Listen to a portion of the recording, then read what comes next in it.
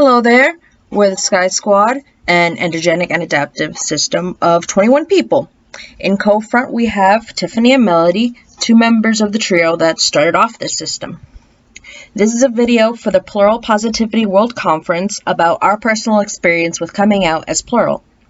A follow-up video will contain some advice and tips for those who may want to come out to family, friends, acquaintances, or even strangers. There is a separate panel about this within the conference, but we felt like giving our own personalized account and perspective on the issue. Alright, so first off, Tiffany speaking now, since I'm the first one who was in this system, and our experiences with sort of coming out as plural were basically mine, since I was the one who was the first person here and who had to explain anything to everything else, to everyone else. So what is my experience with coming out as plural? Well, our story starts off sort of simply, and I'll spare most of the details. I had imaginary friends into adulthood, and one of them was this sort of a spirit named Aqua, based on the concept in the Yu-Gi-Oh franchise with like ancient spirits living in a host body and be able to control it, sort of. So over the course of several years that I had Aqua sharing and controlling the body with me, she sort of imprinted on my brain enough to gain her own autonomy. At some point, she got involved in a role play with my friend group in college, role playing as a character that was based off of her. And she ended up getting attached to this friend group, and she wanted to reveal herself to them as, well, herself rather than just a roleplay character. And she really wanted them to be her friends and not just mine. So a bit after some deliberation on the matter, we decided to open up to them one by one. They all took the news pretty well, and they were really supportive on the situation, even if they didn't fully understand it yet. A few years later, however, I sort of tried to get rid of all my imaginary friends to kind of help me, grow up and move on with my life, because of the whole perception that imaginary friends are like something childish and adults shouldn't have them. So this included Aqua, because I assumed that she was also still an imaginary friend. However, she came back several months later while I was struggling with my last semester of college. So when she came back, she decided she wanted to be called Melody now. So that's, her name in the system, Melody. It was possible that she'd become a headmate long before this, but this was basically the point where we were pretty sure, okay, this is not imaginary anymore, this is real. And so one of the friends that we'd come out to previously about the issue helped us sort of transition and to sharing the body again. And it turns out that this person also had a sort of plural adjacent experience as well. And he helped us learn how to get along and work together as a unit rather than just two people fighting for dominance and control.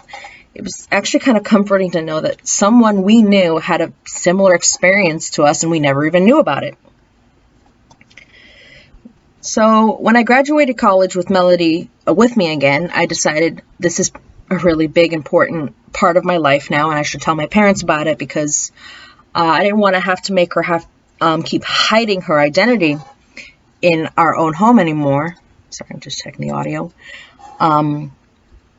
So I told them what was going on. I said, hey, this is Melody, and she's sharing a brain with me. She's sharing a body with me.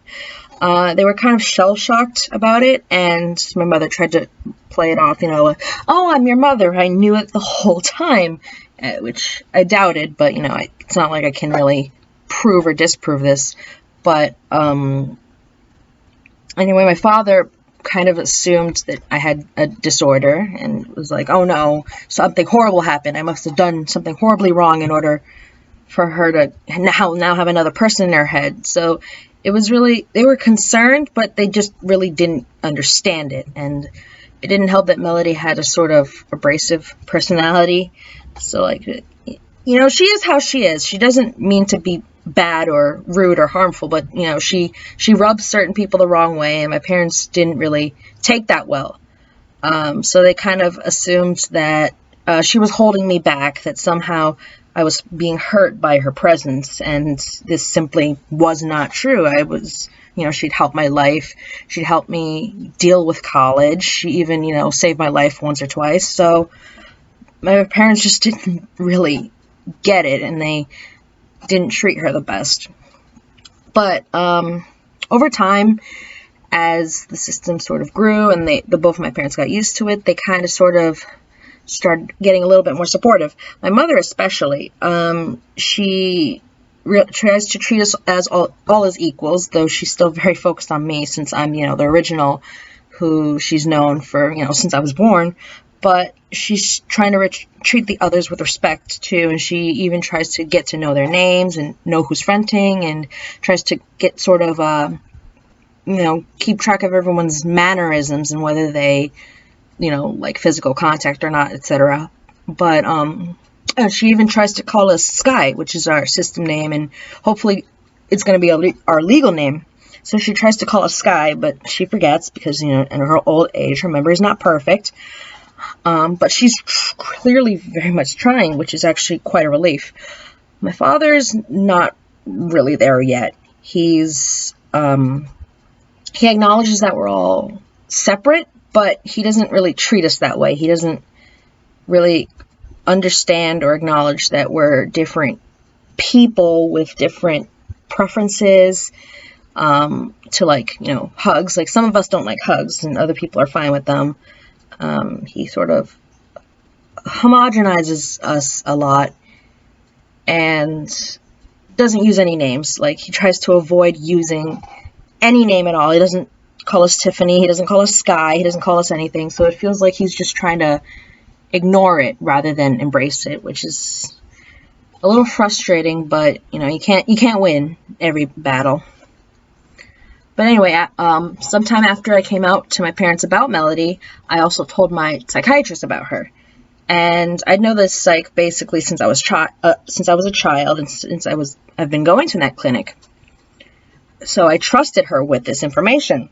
But unfortunately, at first she seemed really understanding and supportive, like, oh yes, okay, this is Melody, she's part of you or whatever, and yeah, it's pretty cool. And then on a particular visit, she sort of did a bit of a turnaround and said, oh, Melody, I think, is holding you back. I think Melody's a delusion and you need to separate from her. And that experience was just really, really, really upsetting. And it kind of broke my trust in that, psychiatrist. And it broke Melody's trust too, because Melody was like, oh, here's someone who a mental health professional who knows me and understands me and thinks I'm cool here, only for that to be sort of turned around and crushed in the end. So it's kind of given us a bit of wariness about coming out to further health professionals. But thankfully, the years following, not the years, but later that year, I switched clinics for personal reasons. Not necessarily because of this, but it was a contributing factor. I switched clinics, so I had a new psychiatrist, which we haven't told yet, and a new therapist, which I managed to work up the courage to say, hey, there's more than one person roaming around in this brain. And they were really understanding and accepting of it. And if anyone came to front and said, hey, I'm this person, they were accepting of that and tried to call them by their name.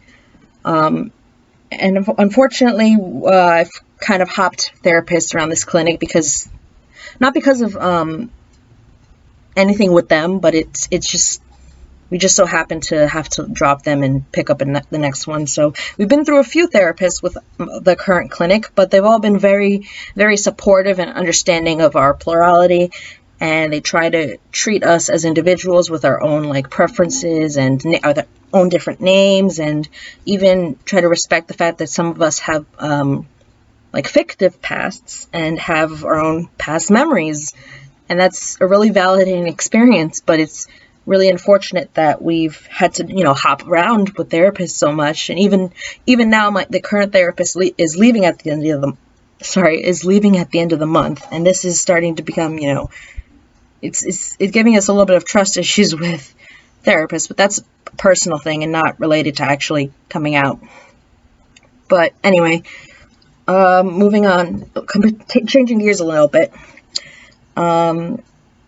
So after coming out, after finding about the plural community on Discord and platforms like Reddit and Amino, we basically spent the next few months trying to sort of learn about our situation and adjust to being plural. And it was really during that time that we realized just how much non-plural people knew about this stuff. Like even me, as the original, I was once a singlet. I didn't know anything about plurality. Even when I had Melody, I had a lot of assumptions and misinformations and whatnot. And I even ended up writing some fictional characters that were supposed to be plural, or supposed to have DID. And the other day, Melody went through the information for those characters and was like, Tiff, you did this completely wrong. This is actually really bad and feeds into a lot of harmful stereotypes. So we basically, over the course of learning about our plurality and meeting other plural people, we've realized there's a lot of stuff that singlets do not know and understand. And so having gone through some of the experiences of coming out and trying to find a space for us, we basically realized, hey, someone needs to tell other people about this so they can understand, and so that systems can feel more sort of, feel more comfortable and feel more understood. So we, sorry, I lost my train of thought a bit. We basically decided to be representatives of the plural community and help educate people on plurality and sort of help pave the road to making plurality in general more accepted. So since I had graduated college and I was mostly staying home instead of socializing with peers, online spaces were pretty much my only option at this point. It would have been really nice if I knew all of this in college so I can talk to people in college, because it would have been easier to share this information with like my fellow classmates.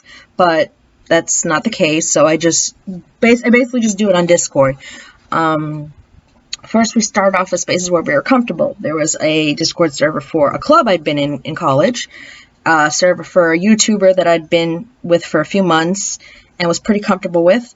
And then there was a server for a relatively small game that had just recently come out. So we changed our nicknames in those places to like Aqua & Co., with Aqua in this case being my username rather than referring to the old Aqua. And we tried to use our like emoji tags. Like I have a water droplet and Melody has a music note. So the hope was that people would be like, hey, what are you doing? Why are you using emojis? And then we go, oh, actually, there's more than one person in this brain, and here's what this means. So that went pretty well, actually. Most people didn't care or acknowledge it, but those who said, hey, what is this, seemed really understanding, supportive, and some of them were even curious and asked a lot of questions. So in those regards, it's been pretty successful trying to be actively plural in singlet spaces for the sake of educating. So once we sort of gained that confidence with our familiar spaces, we started doing this in other spaces. So if we join a new server, we'd change the nickname to our collective name and use our emojis and tags. And again, the same thing would happen. Sometimes people would ignore it. And sometimes people ask, hey, what's this? And then we explain it. And it's really been good so far. Even there might have been like a handful of incidents where people aren't really understanding and they're like, oh, that's weird, you're weird, or you like got a mental illness or something. But a lot of places are just like, oh, this is cool. And hey, if anyone gives you a hard time, then let us know. So it just feels like it's been a really successful endeavor so far. It's really surprising how many people are just okay with it or really do want to learn more. Of course, not everyone is accepting, but it's, overall we've had a very positive experience. And one of our most successful experiences in this sort of aesthetic-based server, which is actually pretty decent and pretty large by our standards at least, So we've managed to sort of introduce plurality to that server, and a lot of people there either ended up being plural themselves or inviting other systems. We got the Plural Kit bot, which is a bot that basically lets headmates make like a pseudo account to talk as themselves. So it feels like in that service it's been a particularly good experience because a lot of people are just hanging out and being casual, and then there's people who are plural and they're like, oh yeah, that's a thing, that's cool. So we definitely feel like we've helped to raise a lot of awareness about plurality to different parts of the Discord user base. Not a whole lot of people, but definitely a lot of people from different-ish walks of life. So at the very least, there's more people now that know about plurality than before we started coming out in our own plural spaces. And we think every single bit, every person counts towards, making the world overall a better place for systems. Overall, we feel really good about the journey we've taken from just, me being a singlet playing pretend in like my teens to being a system of 20 plus people who are dedicated to informing people about plurality and even helping others realize that they are plural.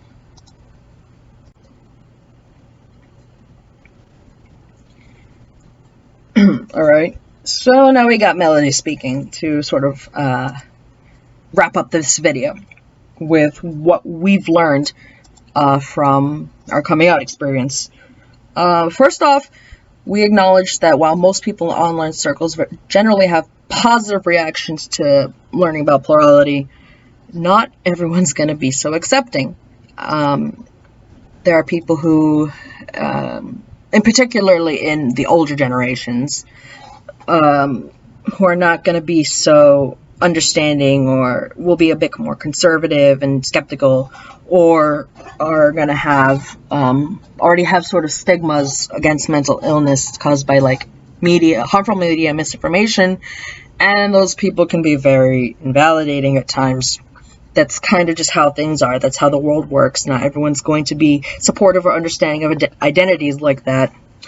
But the important thing we learned is to simply take what we can get, preach to those who are willing to listen, and shrug off those who think they know better than us or don't want to understand what we go through. Secondly, we've gained immense amounts of joy and confidence from our efforts. We have a very close, supportive friend circle who accept all of us for who we are, and we're very proud of ourselves for being able to actually help people learn about this by being open and honest to our own experiences. The world is at least a little bit safer for plurals to one day come out to, and with each and every person we help educate, that's something that we can take great pride in because we helped to do that.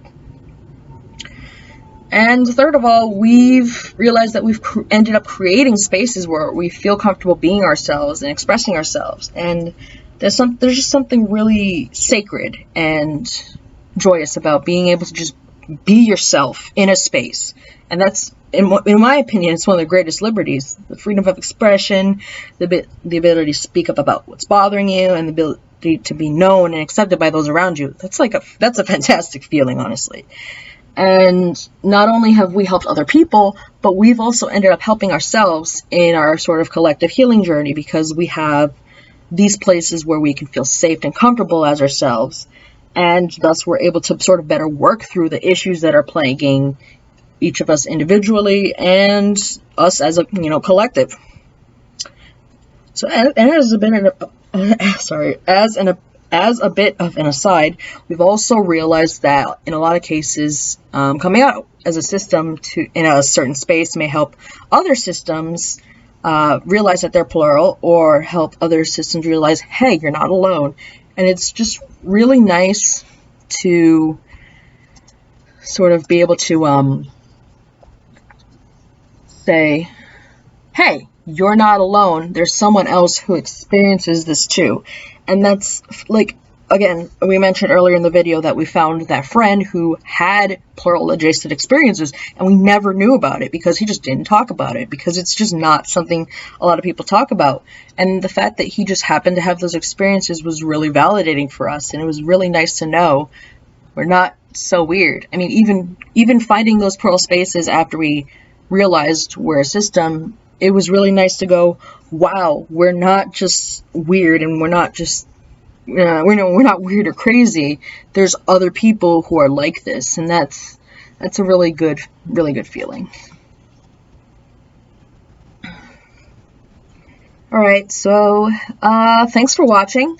It feels really good to share this with other people, and hopefully we can encourage others to come out as plural. If you're looking for advice on how to come out as plural with different kinds of people, like friends, family, partners, etc., make sure to check out the second video in which we actually detail this advice. Also, make sure to check out Plural Events YouTube channel for other videos connected to the Plural Positivity World Conference. See ya!